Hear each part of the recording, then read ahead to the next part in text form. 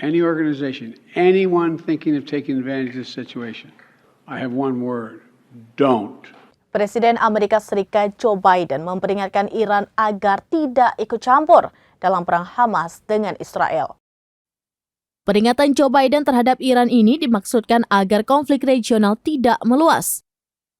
Berbicara di hadapan pemimpin komunitas Yahudi di Washington pada Rabu 11 Oktober 2023, Biden mengatakan penempatan kapal dan pesawat militernya di dekat Israel harus dilihat sebagai sinyal bagi Iran. Menurut Biden, Iran kemungkinan besar mengetahui terkait operasi militan Hamas melakukan serangan dadakan ke Israel. Namun laporan awal intelijen Amerika Serikat menunjukkan bahwa beberapa pimpinan Iran terkejut dengan pergerakan Hamas. Selain itu, untuk pertama kalinya Arab Saudi dan Iran berbicara melalui sambungan telepon sejak pemulihan hubungan mereka pada bulan Maret lalu. Mohammed bin Salman dan Presiden Iran, Ebrahim Raisi, melakukan sambungan telepon untuk membahas perang antara Hamas dengan Israel.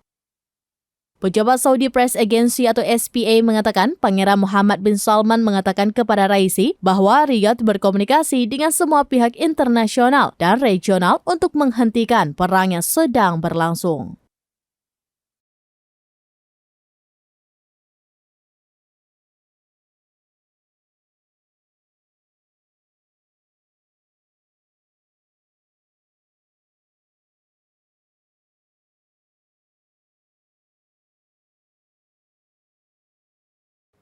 Demikian informasi terkini Syedar Alun, saksikan terus beragam informasi lainnya. Jangan lupa like dan share seluruh akun seramminus.com. Download Tribun X sekarang, menghadirkan lokal menjadi Indonesia.